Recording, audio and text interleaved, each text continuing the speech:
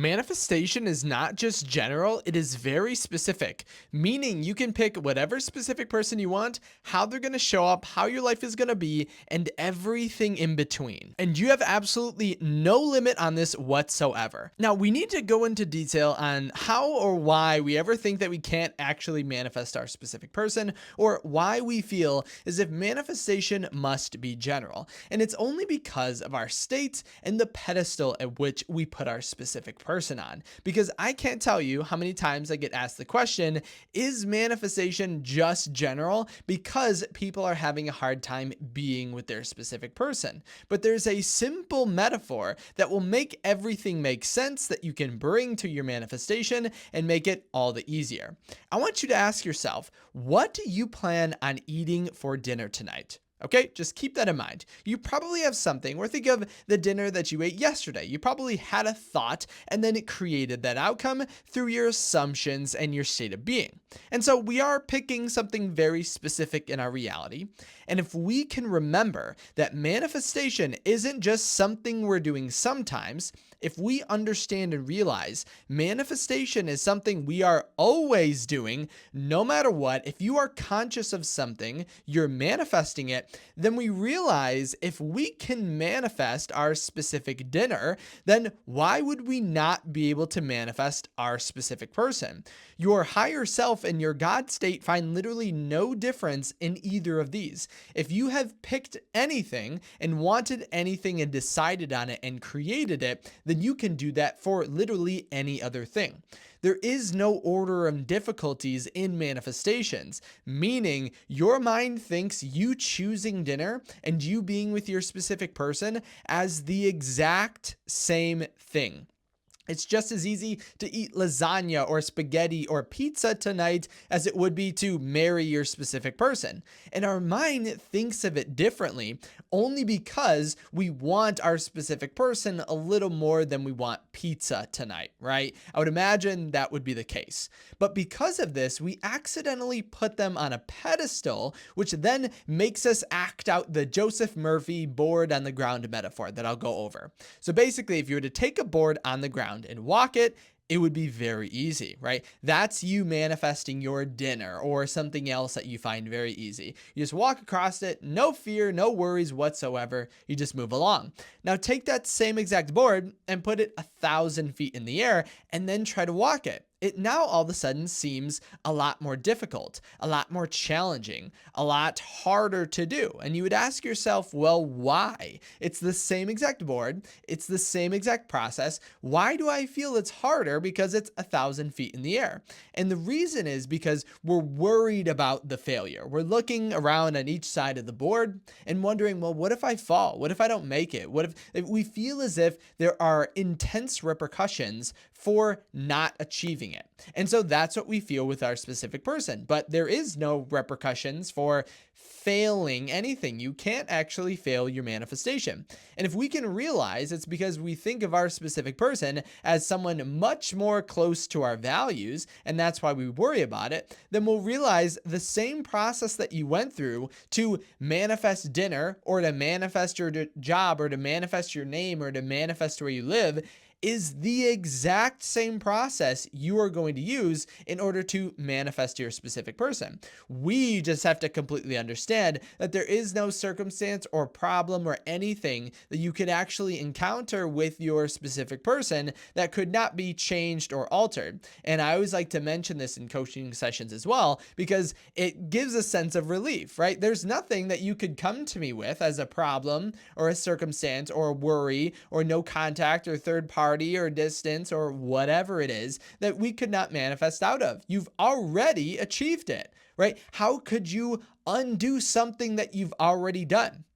You've already been with your specific person in every single way that you could ever imagine possible, right? And so if that's the case, you could never mess it up. There's no such thing as failing something you've already done. You've already accomplished it. And if we can remember that, then we know that there is always a path from where we are to where we want to be. And anything that we feel is negative is entirely and completely in illusion. no matter what.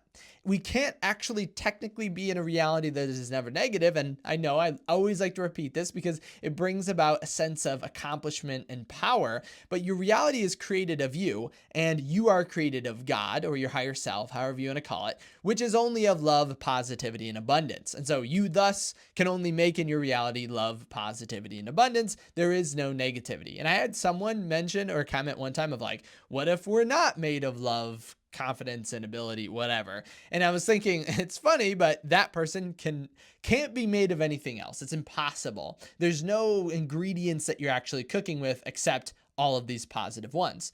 And so then when we see in our reality, the only reason, again, that we're kind of perceiving it as being hard or difficult or not actually being with our specific person is because we're thinking there's some sort of problem or, again, repercussions that we're going to get by not walking the board perfectly. We think we're going to fall, we're going to fail, but there's nothing, every leap of faith that has ever been taken think of back into your life and your reality, every leap of faith you've ever taken, no matter what, has been safely regarded and has always created a success for it. It's kind of like, again, thinking of Joseph Murphy, he has the same idea.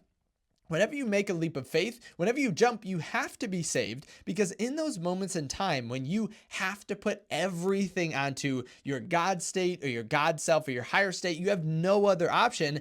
There's no way that you could fail because all of your attention, efforts, assumptions, and beliefs are, I have to do this, I have to accomplish this, and thus the version of you that already has it in that reality must immediately be embodied, and so thus your reality will immediately reflect it. Your higher self does not see any difference in any manifestation that you are doing. And if we can realize this, that our board that we're walking on, quote unquote, with manifesting our specific person is not actually 1,000 feet in the air, that's just an entirely an illusion, then we'll be able to walk it effortlessly and manifest exactly what we want. And a really a fun example of this that I actually have for today is from this individual. So this person was in no contact, having all the other problems that you can imagine in a manifestation, focused on themselves since Wednesday, so a few days, and then on Friday, their specific person asked them to come over. And now, before this point, they would have worried, they would have feared, they would have thought this is such a difficult thing. They would have thought of their circumstances and imagined it as they have to actively solve them in order to continue on. But circumstances and problems and fears and space and distance in between you and your specific person is like the 1,000 feet in the air. It's not true.